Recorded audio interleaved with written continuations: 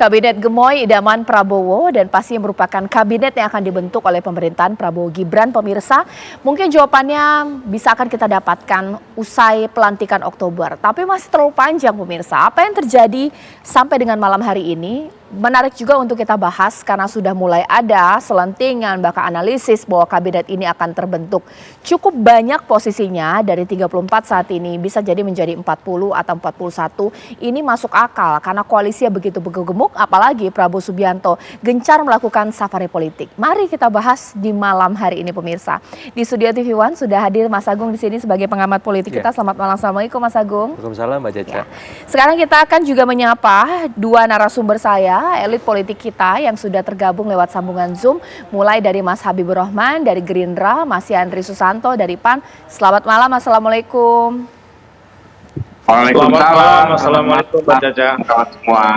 Sambil kita menunggu Mas Ahmad Badlowi dari P3, sekarang saya mau tanya dulu kepada Bang Habib. Bang Habib, analisis saat ini di media itu kan memang karena gemuknya koalisi, banyaknya partai politik yang mendukung Pak Prabowo Gibran, ini membuat bahwa nantinya kabinet ini akan gemuk. Jika ada analisis dari 34 bertambah posisi ini menjadi 40 atau 41. Ini bagaimana nih? Di-spill bolehlah kepada pemirsa TV One. Ya, kalau soal postur kabinet ya, terlepas dari analisa bahwa atau spekulasi bahwa Pak Prabowo akan menambah karena adanya kekuatan-kekuatan baru yang berkumpul di kabinetnya. Memang selama ini juga banyak masukan dari masyarakat tentang kementerian-kementerian yang didorong untuk dipisahkan. Misalnya ada satu kementerian menjalankan beberapa fungsi. Ya, ini wacana ya kemarin misalnya dalam konteks hukum dan HAM. Kementerian Hukum dan HAM banyak yang kritik harusnya dipisahkan. Lalu ada juga misalnya Direktorat Jenderal ya Imigrasi dan Lapas itu kalau di negara lain adalah kementerian yang berbeda. Ya, jadi imigrasi dan lembaga pemasyarakatan itu di dua kementerian yang berbeda. Jadi apakah karena banyaknya kekuatan yang berkumpul ya atau tidak, yang jelas dorongan untuk mengembangkan kementerian yang ada itu sudah ada sebelumnya. Nah, kemudian yang kedua, saya ingin katakan ya bahwa besar itu bukan berarti jelek ya, bukan berarti gemuk ya. Banyak itu bukan berarti gemuk. Banyak itu artinya justru besar dan kuat. Ya. Karena wajar, karena tantangan sekarang dan ke depan pasti lebih kompleks. Wajar kalau postur kabinetnya lebih besar. Ya. Bahasa istilahnya yang saya katakan lebih tepat adalah lebih besar, bukan lebih gemuk. Kalau gemuk itu kan dalam konteks tubuh manusia konotasinya negatif. Tapi dalam konteks negara, dalam konteks postur kabinet menurut saya nggak ada masalah sepanjang memang kualitasnya maksimal. Ya. Lalu ada beberapa hal yang menurut saya akan menjadi pola penyusunan kabinetnya Pak Prabowo. Ini saya simpulkan dari pidato-pidato Pak Prabowo baik internal maupun eksternal ataupun diskusi-diskusi saya dengan Pak Prabowo ya. Saya menghadiri diskusi yang ada Pak Prabowo beberapa belas tahun belakangan. Yang pertama, tidak ada pembedaan atau dikotomi antara profesional dengan orang dari kader partai politik. Tidak akan ada dikotomi itu menurut saya. Kenapa? Karena memang Pak Prabowo sadar betul banyak sekali kan orang kader-kader partai politik yang profesional. Ya, baik disiplin ilmunya maupun rekam jejak kerjanya. Banyak sekali orang di partai politik, tapi dia adalah orang yang profesional di bidang masing-masing. Yeah.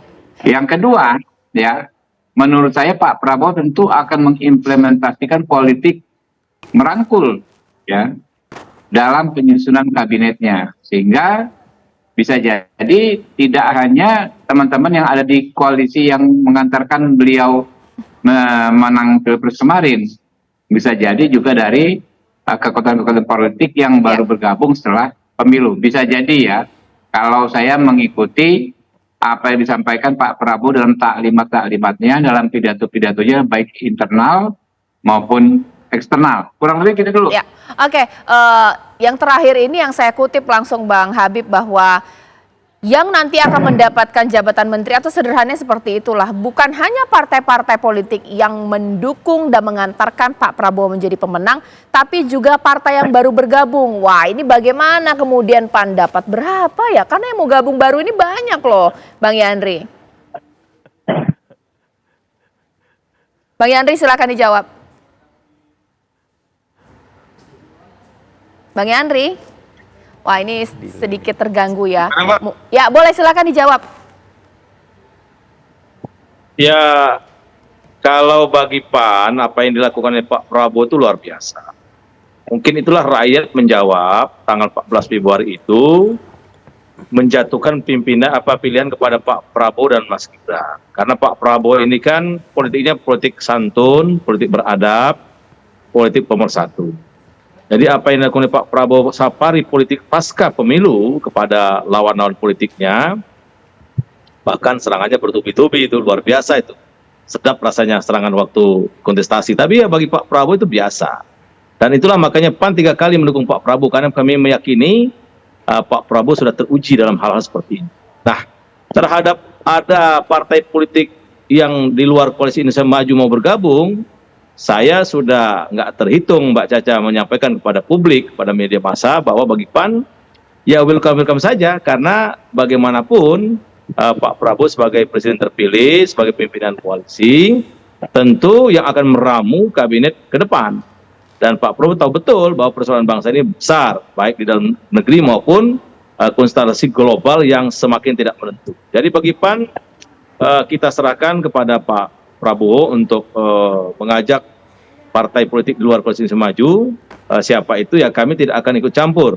Kami senang-senang saja kalau memang ada barisan baru yang ingin bergabung dengan Pak Prabowo. Nah, persoalan bagaimana jatah Menteri PAN, ya kita sampai sekarang, saya sering berdiskusi dengan Bang Jul, kita nggak pakai jatah-jatahan karena itu memang hak prerogatif presiden. Tapi kami sudah serahkan penuh kepada Ketua Umum, Bang Zulkifli Hasan, untuk terus melakukan komunikasi secara intensif pada Pak Prabowo, berapa jumlah kursi PAN yang akan diberikan kepada kami, kemudian siapa kader-kadernya, tentu itu sudah kami serahkan penuh kepada Bang Jul 1000%. Jadi kita tunggu saja PAN diberi tanggung jawab di pos mana. Nah, kemudian tadi memang menarik apa yang disampaikan oleh saudaraku Habibur Rahman tadi, banyak diskusi memang perlunya penambahan atau pemecahan beberapa kementerian, yaitu bagian dari masukan. Kemudian ada usulan banyak dari para pihak, di luar parpol juga banyak, itu juga masukan. Tapi kami meyakini semua itu adalah saran dan masukan yang pada akhirnya finalisasinya kepada Pak Prabowo. Dan kita itu hormati, itu hak prerogatifnya Pak Presiden. Misalkan banyak orang bilang antara kehutanan dan lingkungan hidup sebenarnya sesuatu yang agak berbeda, perlunya dipisah. Tapi bagi kami itu diskusi yang sangat objektif, sangat profesional. Tapi pada akhirnya tentu Pak Prabowo sebagai presiden terpilih lah yang akan nanti mengambil keputusan. Jadi bagi PAN, Mbak Caca, santai-santai saja, tidak ada perasaan khawatir, tidak ada perasaan terganggu, karena kami sudah 3 kali mendukung Pak Prabowo. Sangat senang, syukur alhamdulillah kali ini menang, dan kami meyakini Pak Jokowi dan lainnya semua mensupport atau mendukung Pak Prabowo itu memang bangsa hari ini ditakdirkan atau diperlukan dipimpin oleh seorang Pak Prabowo. Jadi yakinlah apa yang dilakukan oleh Pak Prabowo itu demi bangsa dan negara, demi merah putih. Nah, oleh karena itu kami sebagai pengusung utama Koalisi Indonesia Maju sedikit pun tidak resah, tidak khawatir, dan kami justru mengapresiasi langkah-langkah taktis strategis yang dilakukan oleh Pak Prabowo pasca pemilu di mana safari politiknya luar biasa. Oke. Jadi gitu Pak Caca. Baik, ditahan dulu Bang Yandri. Sekarang saya ke Ya. Mas Agung. Mas Agung, judul saya kan Kabinet Gemoy Idaman dari Pak Prabowo. Apa yang dikatakan oleh Bang Habib ini menjadi solusi tidak sih? Koalisinya banyak yang mau dimasukkan juga. Memisahkan satu kementerian menjadi dua kementerian. Karena memang dikatakan ini Berbeda. secara tugas memang harusnya dikerjakan dua kementerian. Ini sebenarnya solutif atau alasan dicari-cari sih?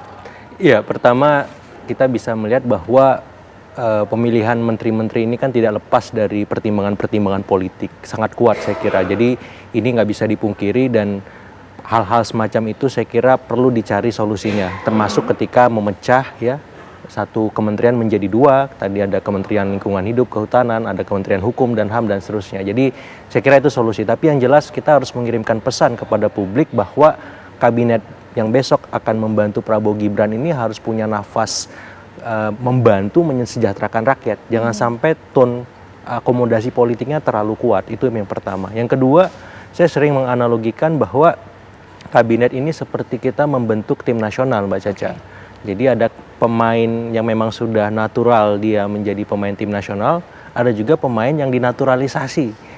Dan teman-teman yang baru masuk dalam kabinet Prabowo Gibran nanti seperti PKB, kemudian Nasdem dan lain-lain, ini pemain naturalisasi nih, dan butuh waktu untuk menormalisasi ataupun memastikan bahwa visi mereka sama dengan visi pemerintahan Prabowo Gibran terpilih seperti itu. Nah, saya kira nanti perdebatannya akan menarik. Kenapa kemudian apakah memang teman-teman ini dan tanda petik layak dapat jatah yang lebih atau memang secukupnya saja sehingga tidak mengganggu pemain yang sudah lama bermain dalam koalisi Indonesia Maju misalnya. Karena ini bisa membuat disharmoni sendiri kalau memang ada perlakuan yang kurang pas.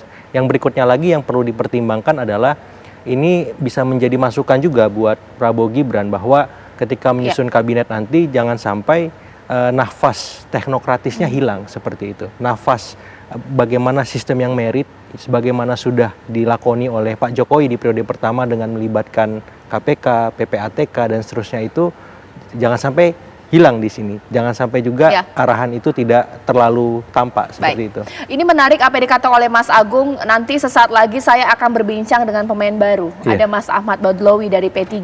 Nanti juga ditanggapi oleh Bang Habibur Rahman. Jangan sampai pemain baru ini dapat jabatan menteri yang strategis atau dapat lebih banyak dari pemain baru, pemain lama maksudnya, sehingga mengganggu harmonisasi kabinet pemerintahan berikutnya. Usai jeda berikut.